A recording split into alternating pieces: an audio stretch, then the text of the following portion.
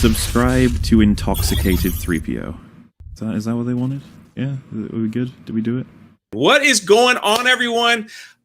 We are live, and welcome everyone. I have a very special guest with me. Almost 100 people in here already. That's fantastic. And you might have heard of him. Maybe you might have heard of his comic book store. You might have heard of his love for California and Nancy Pelosi. You might have heard. But I appreciate him taking time out of his day, to come down with the little people here. Oh my God! Come down with the little people. No. Actually, Gary is. Do you mind if I call you Gary? Oh, Mr. Dude, stop this. Okay. Okay. Just checking. That's Gary too. No, come on. Gary has been an advocate in helping, and the thing that I respect and love about him more than anything, he's been an advocate for smaller channels ever since I've started following him. And that is the beauty of this community, the beauty of that I don't know, other people just don't seem to, the ones that don't like us, they don't seem to talk about that because they don't do that. So I always mention that, I always bring it up. I was like, I never see those other channels that hate us so much helping the little guy, with the voice to succeed. And I personally, before we start this thing, I just wanted to say thank you. I know you've done that for me multiple times, and I apologize for all the shout outs that come on your live stream. You mean the ones that people pay for? Yeah, I guess how can that be it? That's what I was like. So Gary's actually out of here because of guilt of all the money I've made him on his the white guilt. It's just the overall white guilt. And speaking of shout outs, thank you for the super chat. Shout out to Drunk3PO. Yes, I'm on my own channel, so I guess I'll do it anyway. And then another one. Ask Gary to give a shout out to Drunk3PO. Shout out to Drunk3PO. So again, he's done it. He's done it so much now. I'm afraid he's gonna just be at the supermarket and just instead of saying goodbye, he's just gonna be like, okay, shout out to. I've already done that. That's all right. You have been sober and clean for some time now. I don't know I know you talk about it at times, but I don't know if how many people know about your journey through that dark time in your life. I don't want to ask too much. I'll let you talk about it. No. I've been, this is the second time around. I am going on 7 years. It's going to be 7 years. 7 years. December, higher power willing, if I make it that long, because it's one day at a time. And then before that, it was 17 years. So I had a little relapse in between because it's a constant fight. Is it a constant fight? Everyday fight. No, it's never over. I am a kid forever. I could never ever have a drink or any type of drug or for me, if I took a drink, the chances are very good I would be like knee deep in coke and hookers within a week. Yeah. So it would just not be good for my kids or anything or my life. And I'd probably be dead within this time. I don't have another run left in me. I am a crazy person when it comes to that stuff. So when I was young, I was, a lot of bad things happened to me when I was a little kid. Not my parents. They weren't, my parents were always working and busy, so they weren't around a lot. So I was a latchkey kid. They did the best they could. Whatever issues I had with them, I've long worked out, but they, my dad went to every single one of my baseball games. My mom drove me to all my basketball and soccer games.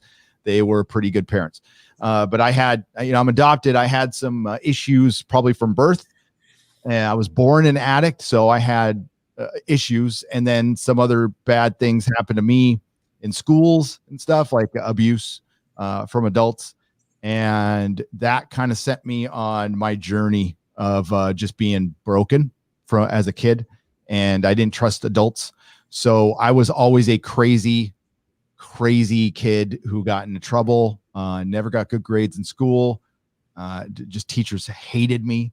I was always, running, I was really hyperactive and just a pain. I know those kids as a school teacher. I was one of those kids. So I never made it. Like I went through high school after high school after high school, and they booted me all. My last one, I beat the crap out of the principal. And Wow. yeah, and that was my. I was told to never come back. And I was like, good. I'm good with that. I'm fine. And then I lived on the streets and rolled with a bunch of punk rockers and went to shows and, got in fights with skinheads and Mexican gangs and stuff and did all that crap and got really, really neck deep in the drugs, cooking meth under a bridge, crazy stuff like that. And then eventually got arrested, did a bunch of time, and then got sober after that, rebuilt my life. I didn't know how to work. I didn't have I didn't even know what the concept was. I took jobs when I was a teenager, but it was just to get, I work a couple, 3 weeks, wait for that paycheck and then go get high and quit the job. And that was my life. So I rebuilt it after that. And that's the very quick note, Cliff Notes version. It was, I've spent 4 years of my life behind bars. I, again, used to be homeless. I have been in horrific fights. I have been in horrific situations that no teenager or kid. I was a kid. I was 15. Yeah. 16, I was a kid. And these things, I was, messing around with just government workers who were cooking drugs. And yeah, it's like really hairy stuff. Yellow Jacket raids, freaking FBI. You were a TV drama show. Yeah, you name it. I've seen FBI agents. I've seen tobacco firearms agents. I called them the Yellow Jackets because they wore yellow jackets back then. Cops, been arrested multiple times. Cops knew me by first name in Encinitas. And yeah, it was really, I knew it was crazy then, but that was my life. Yeah. And I got used to it. So I lived in this house. My friend JD had this house where his dad was an alcoholic. He was gone all day at his bar and all night too, pretty much. He would just come back into sleep. So he had the run of the house, and all the wayward kids from Encinitas and Carlsbad, where I was growing up in San Diego, right over there, all migrated to this house. All the punk rock kids and stuff who all had drug problems, parent problems, abuse problems, like legit, like we'd get, some girls and guys like just bruised head to toe because their parents beat the shit out of them. That's where we would be. That was our family. So that became our family. And we were a dysfunctional, fucked up punk rock weirdo family, and we were dealing drugs out of the house and all kinds of, that was my life. That's all I ever knew. So after I got locked up, actually in the pen, that's where I learned how to work. I took a job, and I was writing up medical orders for Folsom, and I would type out all these ridiculous drug names all day for the psych unit. And that was, I consider that my first legit job, where it taught me how to get up at 6 a.m, put on my little prison blues, because I had to dress nice, and walk down there. And I had, it was an office full of women. So that was cool. And you're in prison, you're like, at least I'm surrounded by a bunch of women. That's cool. And yeah, I sat there and I was their little office bitch, for lack of a better term. I loved it. I think I was great, and it made the time go by. And when I got out, I kept that philosophy. And my parents said, you got a month, you can live with us for free, and you got to get a job and you got to get out. So I'm like, okay, that's fair. That's more than fair. So I did that. And my friend, when nobody would hire me, my friend hired me at the Warehouse Records. My friend Doug, never forget him for that. He took a chance on me, and I wasn't going to let him down. And I did the best I could. It was very difficult getting out of prison and then dealing with the real world, and somebody disrespects you, and you can't just punch that person anymore. You had to bite your tongue. So that took a long time to learn. And that's where, I went to more and more recovery. I found recovery in prison. I would also go to, oh, wow. And it started out just for something to do. It's like church or AA meetings. I'll go to AA meetings. No offense to anybody's Christian at all. It's what I chose. And it was the best choice for me. And that's when I started going, and I just kept going, got my sponsor.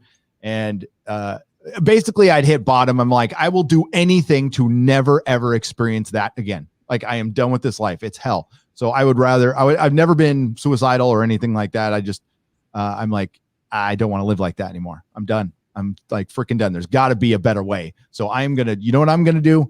Obviously, I don't know shit. So I'm going to find somebody who does, and I'm going to listen to them, and I'm going to emulate that, or I'm going to go to meetings. And this is basically what you do. You find somebody who's like, that guy or girl, whatever, has what I want. They have what I want, and I'm not going to be jealous. I'm going to follow them around. I'm going to ask them questions. I'm going to emulate them. They're inspiring. And that's kind of what set me on my journey, is I find people that have what I want, and it's not using them at all. You know, you don't ask, you just ask questions. That's all. You just ask. Yeah. Take any money from them. I don't suck any energy from them. I don't tell them lies or anything. I just ask questions. If somebody has, that's what I do with my comic shop. I ran around to a bunch of other comic shops. I said, do you mind if I ask you a few questions? I'm opening up a comic shop. And they could say no or yes. Nobody told me no. Not a single person told me no. They said, sure, fire away. And that's kind of how we do it in recovery. And that's how we do it here too.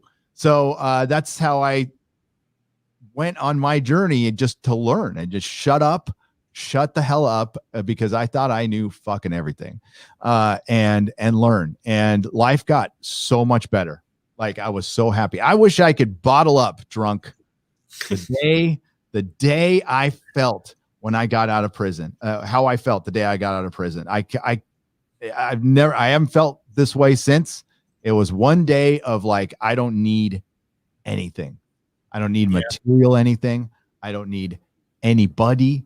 I have a free world. The sky is blue. I could go walk on a beach whenever I want, and I did. And it was just a day of gratitude, like of all pure gratitude. And it was like, oh, this is awesome.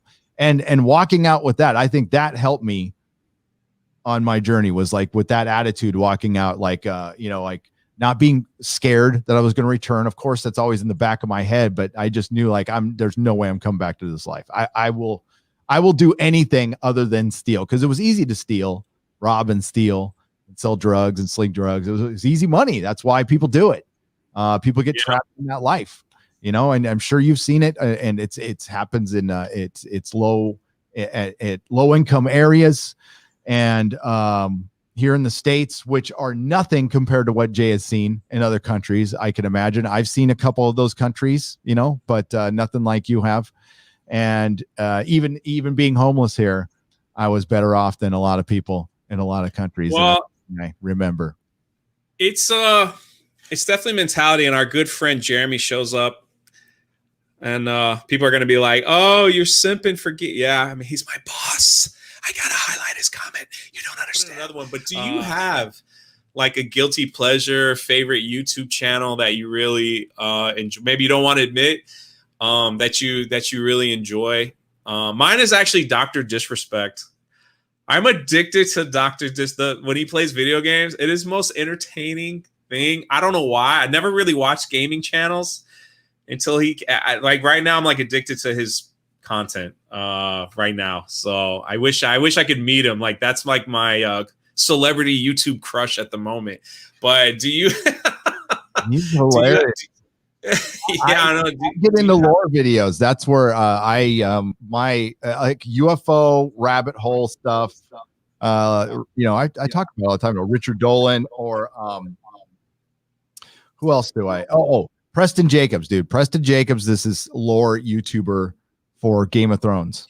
And he's like wrong about half his shit. He's like hilariously wrong about half his shit. And he breaks down Game of Thrones like an insane person.